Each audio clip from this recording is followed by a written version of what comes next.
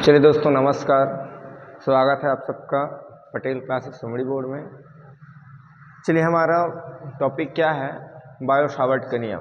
ठीक है, अध्याय 4 आपका क्या है, गतिमान आवेश। ठीक है, गतिमान आवेश में हमारा टॉपिक है बायो सावर्ट का नियम। देखिए पिछला टॉपिक हमारा था क्या था, ऑस्टेट का प्रयोग। ऑस्टेट ने क्या कहा था, ऑस्टेट ने कहा था कि किसी चालक तार में हम क्या करते हैं, धारा प्रवाहित करते हैं। ठीक है, तो उसके आसपास क्या हो जाता है, चुंबकीय क्षेत्र उत्पन्न हो जाता है, प्रेरित हो जाता है।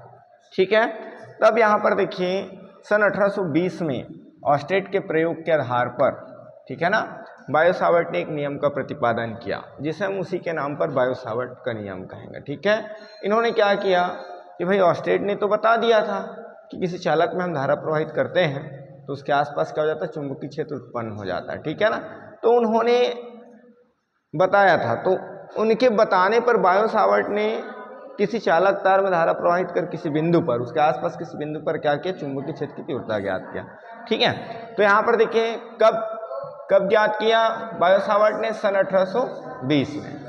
ठीक है, कब ज्ञात किया, सन 1820 में। तो उन्होंने क्या बताया, देखिए ये देखिए, ये आपके पास कोई धारावाही चालक तार है, सपोज XY है ना, हम क्या देख रहे हैं, बायो सावर्ट का नियम।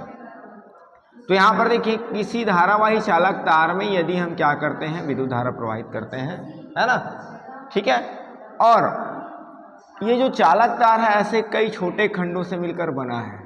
ठीक है, सपोज यहाँ पर मान लेते हैं ए बी एक खंड है जिसकी लंबाई क्या है, DL। डी जहाँ पर लग जाए तो क्या हो जाएगा, आपका भाग जो है छोटा हो जाएगा। ठीक है, अब यहाँ पर देखिए चालक तार XY में हम क्या कर रहे हैं, देखिए I धारा प्रवाहित कर रहे हैं। अब यहाँ पर अल्पांश, इसको अल्पांश कहेंगे AB है ना। AB से कितनी दूरी पर, R दूरी या D दूरी, आपके बुक में सर D दूरी लिया है, क्या लिया है, R दूरी। ठीक है, तो ये आपका R दूरी पर कोई बिंदु P है जिस पर किसने, बायो सावर्ट ने क्या किया, चुंबकीय क्षेत्र की तीव्रता ज्ञात किया। और उन्होंने बताया, देखिए क्या बताया कि देखिए किस चालक तार में, है ना, किस चालक तार में धारा प्रवाहित करने पर उसके आसपास उत्पन्न चुंबकीय क्षेत्र की तीव्रता, इधर ध्यान देंगे DB। ठीक है, DB क्या होता है, उस चालक तार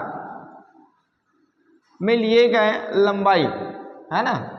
ठीक है, उस चालक तार में लिए गए अल्पांश के क्या होता है, अनुक्रमानुपाती होता है। ठीक है, चालक तार में प्रवाहित होने वाली धारा के क्या होता है, अनुक्रमानुपाती। जितनी प्रबलता का धारा हम क्या करेंगे, प्रवाहित करेंगे, उसी के अकॉर्डिंग आपका चुंबकीय क्षेत्र क्या होगा, उत्पन्न होगा, प्रेरित होगा।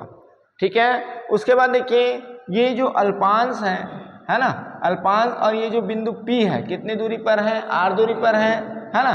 तो अल्पांश को बिंदु P से यदि हम मिला दें तो ये देखिए अल्पांश और बिंदु P के मध्य आपका क्या बन रहा है, कोण बन रहा है। क्या बन रहा है, कोण बन रहा है। ठीक है ना, तो यहाँ पर ये जो कोण बन रहा है उसमें हम बात करेंगे कि चुंबकीय क्षेत्र की तीव्रता अल्पांश को बिंदु P से मिलाने वाली रेखा, है ना, अल्पांश और अल्पांश को बिंदु P से मिलाने वाली रेखा के मध्य बनने वाले कोण की ज्या के क्या होता है, अनुक्रमानुपाती होता है। ठीक है, और लास्ट जो होता है, लास्ट हम लोग कूलाम के नियम में भी पढ़े हैं, दो बिंदुओं के बीच की दूरी के वर्ग के क्या होता है, व्युत्क्रमानुपाती होता है। मीन्स यहाँ पर देखिए इनके बीच की दूरी क्या है ना, तो यहाँ पर इनके बीच की दूरी के वर्ग के क्या होता है, व्युत्क्रमानुपाती। ये मोस्ट इंपॉर्टेंट टॉपिक है। ठीक है, सबसे पहले तो आपको ये ध्यान रखना है, यहाँ के जितने भी टॉपिक्स आप अब आगे पढ़ोगे, ठीक है, चाहे एम्पियर का परिपथीय नियम हो, चाहे लंबे रिजिड धारावाही चालक तार हो, सभी किससे बनेंगे, बायो सावर्ट से बनेंगे। ठीक है, ये जो क्वेश्चन है आपका क्या है, मोस्ट IMP है। ठीक है, मोस्ट IMP, इसको आपको छोड़ना नहीं। बातें आ गया समझ में। थ्योरी में आपको क्या बताया, थ्योरी आपको क्या बताया, ऑस्टेट के प्रयोग के आधार पर बायो सावर्ट ने क्या किया, किसी चालक तार में धारा प्रवाहित कर उसके आसपास चुंबकीय क्षेत्र की तीव्रता ज्ञात किया।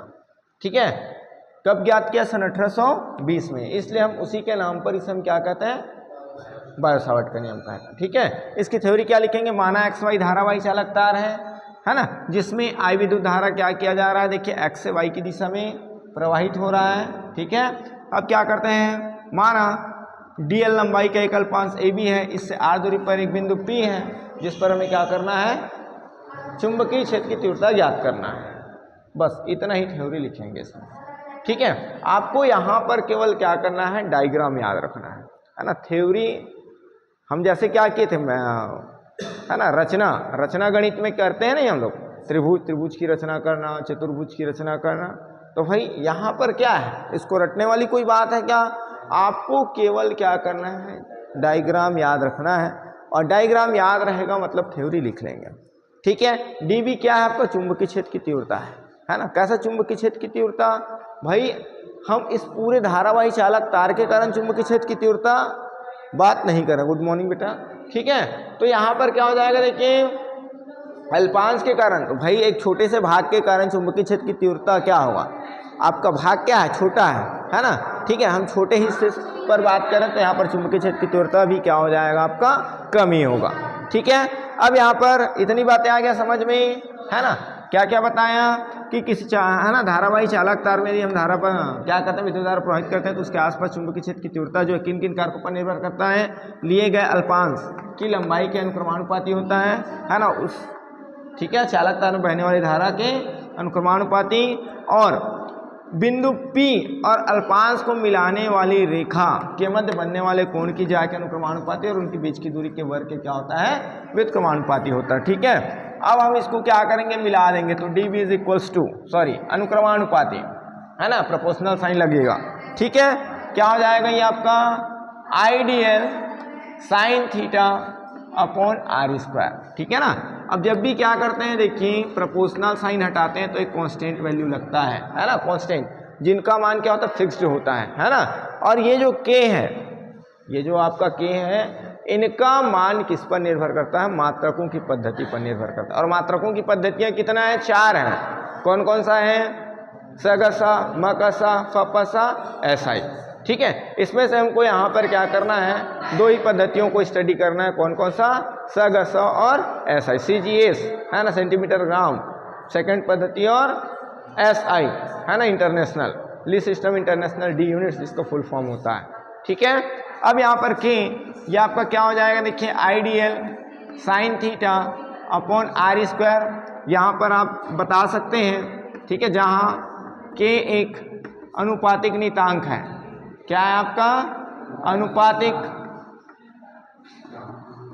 नियतांक है, जिनका मान मात्रकों की पद्धति पर निर्भर करता है, जिनका मान, ठीक है, मात्रकों की पद्धति पर निर्भर करता है, ठीक है। ये जो आया है ये तो क्या है आपका, बायो सावर्ट के नियम के लिए व्यंजक है। अब हम क्या करेंगे, देखिए सीजीएस पद्धति में, ठीक है, सगसा, शॉर्ट फॉर्म क्या हो जाएगा, सगसा पद्धति में आपका k इज इक्वल्स टू 1, तो आपका क्या हो जाएगा, देखिए इधर ध्यान दें, dB इज इक्वल्स टू क्या हो जाएगा, ideal sine theta upon r square, है ना। बट एसआई पद्धति में आपके पास क्या हो जाएगा, देखिए ये जो आपका k है, k का मान आप लिखेंगे μ0/4π या 10 की घात -7, क्या लिखेंगे, 10 की घात -7, ठीक है। इसको याद रखना है आपको। तो आप जो भी लिखना है लिख सकते हैं इन दोनों में से। तो dB इज इक्वल्स टू क्या हो जाएगा, μ0/4π I dl sine theta upon r square, या हम क्या लिख सकते हैं, 10 की घात -7, ठीक है, ideal sine theta upon r square. बातें आया समझ में। तो आपका सीजीएस पद्धति, एसआई पद्धति में क्या है, बायो सावर्ट के नियम के लिए व्यंजक है ना, ये दोनों। और ये जो ऊपर आया है ये क्या है आपका, सीजीएस पद्धति में बायो सावर्ट का नियम है ना। हम इसे तो बोलेंगे यहाँ पर बायो सावर्ट का नियम, जहाँ पर के क्या करेगा, मात्रकों की पद्धति पर निर्भर करेगा। बट यहाँ पर देखिए आपको एवरी टाइम, है ना, कौन सा इक्वेशन यूज करने हैं, dB is equals to μ0/4π I dl sine theta upon r square, ठीक है ना। ठीक है दोस्तों, कमेंट करके बताइए कि आपको हमारा चैनल कैसा लगा। Thank you.